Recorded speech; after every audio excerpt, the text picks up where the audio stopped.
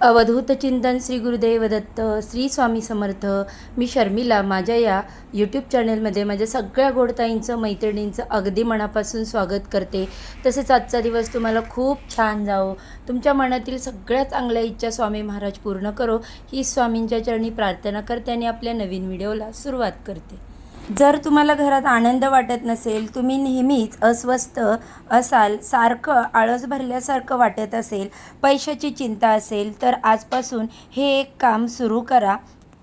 आपल्याला आपल्या आयुष्यात प्रगती, विकास, समृद्धी आणि आरोग्य हवे असते. म्हणूनच आपण सर्व काही प्रयत्न करत असतो. आपल्या सर्व प्रयत्नांना न जुमानता कधी कधी आपल्याला दुःख जे असतात, संकट असतात, त्यांना तोंड द्यावे लागते.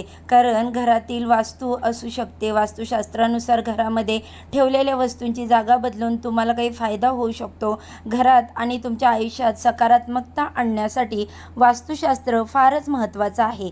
घरात सुख समृद्धी टिकवण्यासाठी कोणते वास्तू टिप्स अवलंबले पाहिजेत हे आपण आता जाणून घेऊया.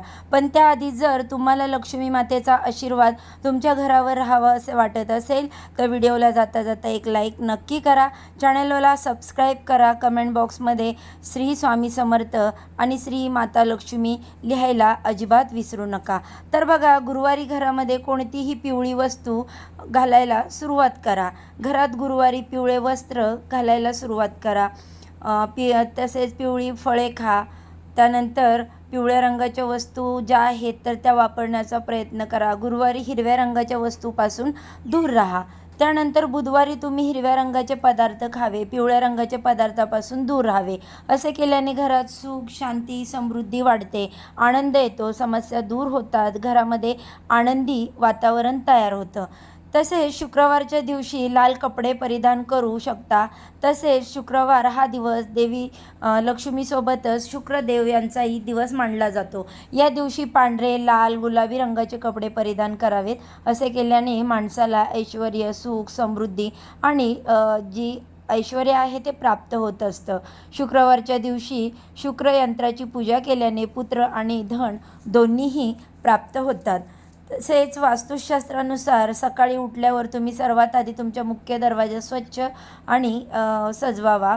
त्यामुळे देवी लक्ष्मीचा आशीर्वाद तुमच्यावर राहतो आणि घरामध्ये सुख, समृद्धी, त्यासोबत भरपूर नवीन पैसा येण्याचे स्तोत्र उपलब्ध होतात.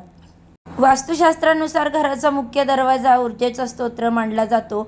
घरामध्ये सकारात्मक ऊर्जा आणण्यासाठी मुख्य दरवाजावर पीठ किंवा जर पांढऱ्या रंगाची रांगोळी असते तर ती काढायची. देवी लक्ष्मी घरात येते, सकारात्मक ऊर्जा देखील येते आणि आपल्या घराला कोणाची नजर लागत नाही. कारण बाहेरून चालत येणाऱ्या व्यक्तीची नजर पहिली त्या रांगोळीवर पडते आणि वाईट नजरेपासून आपले घर बचावते. आता पीठ कोणतं, तर तुम्ही तांदळाच्या पिठापासून रांगोळी काढू शकता. जर तुम्ही दररोज सकाळी रांगोळी काढू शकत नसाल तर तुमच्या घराच्या प्रवेशद्वारावर सिंदूर किंवा कुंकू लावून ओम किंवा शुभचिन्ह लिहा. त्यामुळे तुमच्या घरात कधीही कोणताही आजार प्रवेश करणार नाही. नकारात्मक ऊर्जा देखील तुमच्या घरातून निघून जाईल. असे मानले जाते की जेव्हा तुम्ही जेवायला बसता त्याआधी तुम्ही 5 लोकांना खायला द्यावे, जेणेकरून तुमच्या घरात कधीही पैशाची कमतरता भासू नये. पैसा दिवसेंदिवस वाढतच राहावा. त्यासाठी अन्न शिजवण्यासाठी पहिली भाकरी गाईला, दुसरी भाकरी कुत्र्याला, तिसरी भाकरी माशांना आणि चौथी भाकरी पक्ष्यांना किंवा धान्य द्यावे आणि मुंग्यांना सुद्धा पीठ साखर खायला द्यावे. त्यामुळे सुद्धा तुमच्या घरात सुख समृद्धी प्रवेश करते. त्यामुळे आपल्याला पंचमहायज्ञ केल्याचं पुण्य मिळतं.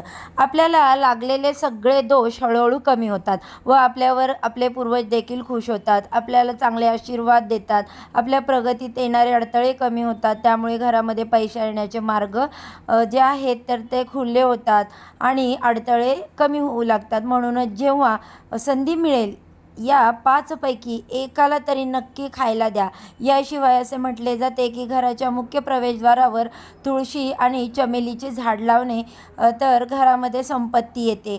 सकाळी उठल्यानंतर व्यक्तीने ही झाडे अवश्य लावावी आणि त्यांचे दर्शन घ्यावे। याशिवाय हिंदू धर्मात तुळशीचे रोप पवित्र मानले जाते। ही वनस्पती बहुतेक हिंदू घरांमध्ये आढळते। या वनस्पतीचा दररोज पूजा केली जाते। त्याचसोबत देशी तुपाचा दिवा लावला जातो। वास्तुशास्त्रानुसार घराचा मुख्य दरवाजावर बेलाच्या झाडाचे मूळ लाल कपड्यात बांधून ठेवल्यास नुसती ती बांधून नाही ठेवायची, तर ती दरवाजावर लटकवायची आणि त्यामुळे घरात नकारात्मक ऊर्जा प्रवेश करणार नाही आणि कुटुंबातील सदस्यांना धनाची देवी माता लक्ष्मीचा आशीर्वाद आहे तर तो मिळतो। याशिवाय घरातील वास्तुदोष दूर होतील। जर घरातील गृहिणी सकाळी उठल्यानंतर घराचा मुख्य दरवाजावर तांब्यात पाणी घेऊन ओतेल तर रात्रभर राहिलेले सर्व वाईट ऊर्जा निघून जाते आणि सकारात्मक ऊर्जा घरामध्ये प्रवेश करते। देवी लक्ष्मी घरात प्रवेश करण्याचा मार्ग जो आहे तर तो मोकळा होतो। जर तुम्हाला घरात सुख शांती हवी असेल तर प्रत्येक अमावस्येच्या दिवशी पूर्णपणे घर स्वच्छ करा। घरातील निरुपयोगी वस्तू बाहेर टाका। कच्ची जे आहेत लसी शिंपडा आणि 5 अगरबत्ती पेटवा। जर तुम्हाला घरात शांती आणि आनंद हवा असेल तर आनंद टिकून ठेवण्यासाठी सकाळी आणि संध्याकाळी प्रार्थना कक्षात आणि मुख्य प्रवेशद्वारावर, प्रार्थना कक्ष म्हणजे आपलं देवघर, तिथे दिवा लावा। संध्याकाळी आणि सकाळी घरामध्ये जिथे तुमचं मंदिर आहे तर तिथे पूजा करा। तुम्हाला तुमच्या घरात आनंद यायला हवा असेल तर घरी लाफिंग बुद्ध, कारण लाफिंग बुद्ध हे आनंदाचे आणि समृद्धीचे प्रतीक मानले जाते। वास्तुशास्त्रानुसार लाफिंग बुद्ध घरात ठेवल्याने सुख शांती मिळते। कुटुंबातील सदस्यांना आर्थिक संकटांचा सामना करावा लागत नाही।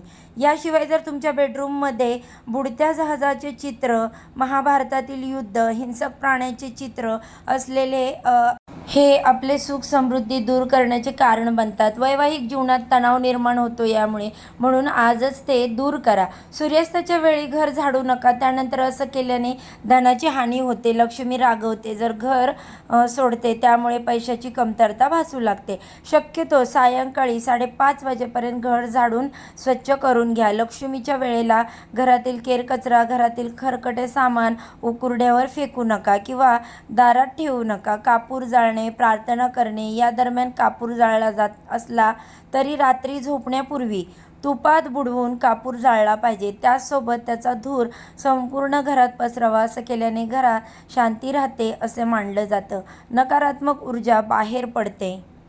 नकारात्मकता दूर करण्यासाठी मीठ खूप प्रभावी आहे। जर तुम्हाला हवे असेल तर मिठाचा गट्टा बनवा, तो घराच्या कोपऱ्यात ठेवा, जेणेकरून कोणतेही व्यक्ती किंवा कोणीही ती पाहू शकणार नाही, त्यामुळे घरात आनंद परत येईल। वास्तुशास्त्रानुसार घराचा ईशान्य कोपरा सर्वात पवित्र आणि सकारात्मक भाग आहे। या कोपऱ्यात देवदेवता राहतात। जीवनात प्रगती आणि यश मिळवण्यासाठी हे ठिकाण जे आहे ते नेहमी प्रकाशमान आणि स्वच्छ ठेवले पाहिजे। या ठिकाणी पूजा घर मांडणे खूप शुभ मानले आहे। वास्तुशास्त्रानुसार अनावश्यक पाणी टपकणे पैशाचे नुकसान दर्शवते। वास्तुशास्त्रानुसार नळ किंवा टाक्यांमधून पाणी टपकणे अशुभ मानले जाते, तर सुख समृद्धी जास्त काळ टिकत नाही। घरात सुख समृद्धी आणि शांती राहावी म्हणून हे दोष त्वरित दूर करा। ज्योतिषशास्त्रानुसार अनेक ग्रह शुभ परिणाम देतात, त्यापैकी गुरुग्रहाला सुख समृद्धीचे कारक मानले जाते। जीवनात गुरुग्रह बळकट ठेवण्यासाठी तसेच पाण्यात थोडे मीठ हळद मिसळा आणि त्या पाण्याने लादी पुसून घ्या। जीवनात प्रगतीची शक्यता वाढते। दररोज देवाची पूजा करावी। घरी अगरबत्ती आणि दिवे लावावे, त्यामुळे घरातील वातावरण शुद्ध राहते। पूजा करताना नेहमी पूर्व किंवा उत्तर दिशेला तोंड करावे। संध्याकाळी घराचा प्रत्येक कोपरा उजेडात असला पाहिजे, अंधार राहणार नाही याची काळजी घेतली पाहिजे। प्रत्येक कोपऱ्यात उजेड असावा, कारण अंधाराच्या ठिकाणी नकारात्मक ऊर्जा जास्त सक्रिय असते, त्याच्यामध्ये वाईट घटक जास्त असतात। असे मानले जाते की अन्न शिजवल्यानंतर प्रथम ते देवाला अर्पण करावे, जेणेकरून घरात अन्न आणि पैशाची कमतरता भासू नये। म्हणून सर्वप्रथम देवाला अन्न न खाता अर्पण करा आणि स्वयंपाक घरात कोणतेही खरकटे अन्न, खरकटी भांडी शिल्लक राहणार नाही याची खात्री करा। यामुळे देवी लक्ष्मीला त्रास होऊ शकेल आणि तिचा राग तुमच्यावर येऊ शकेल। अन्नदान करणे पवित्र मानले जाते. तुम्हाला काही पुण्य आणि आशीर्वाद मिळतील. त्यामुळे धान्यदान करणे, अन्नदान करणे, वस्त्रदान करणे, तसेच गरजूंना मदत करणे, यामुळे यांचा आशीर्वाद मिळाल्याने देखील आपली प्रगती होते, आपल्यासाठी खूप शुभ असते. आणि जेव्हा तुम्ही भुकेल्या व्यक्तीला अन्न देता तेव्हा अधिक महत्त्वाचे होते, ते तुम्हाला पुण्य देतात. जर तुम्ही सक्षम असाल तर ब्राह्मण आणि गरीब लोकांना अन्नदान करायचे, जेणेकरून ते पुण्य अदृश्य दोषांना दूर करते, अदृश्य दोषांचा नाश करते, कुटुंबाचे रक्षण करते. हे दान तुम्हाला संकटातून वाचवते. याचा फायदा तुम्हाला नक्कीच होतो, तुमच्या भावी पिढ्यांना देखील होतो. जर तुमच्या घरातील कोणती मशीन, उपकरणं खराब झाली असतील तर दुरुस्त करा. घरात दोष यंत्र किंवा उपकरणे रद्दी म्हणून ठेवा.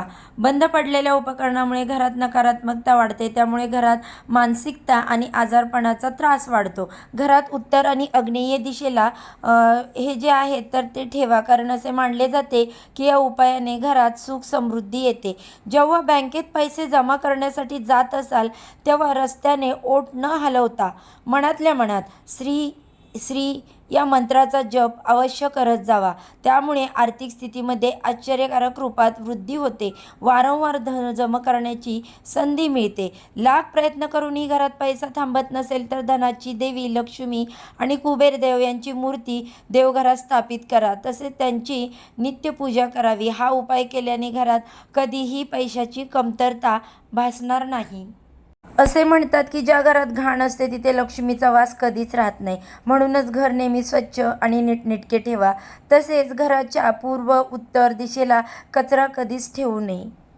देवघरात शंख ठेवा. जर तुम्ही पैशाशी संबंधित समस्यांनी त्रस्त असाल तर दक्षिणावर्ती शंख पूजागृहात ठेवा. तसेच नियमित पूजा करताना शंख वाजवा. असे केल्याने घरात लक्ष्मी देवीचा वास निर्माण होतो आणि पैशासंबंधित समस्या दूर होतात.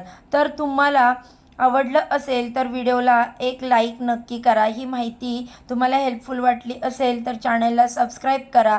तसेच बेल आयकॉन देखील प्रेस करा आणि व्हिडिओला जास्तीत जास्त तुमच्या परिवारासोबत आणि मित्रमंडळींसोबत शेअर करा.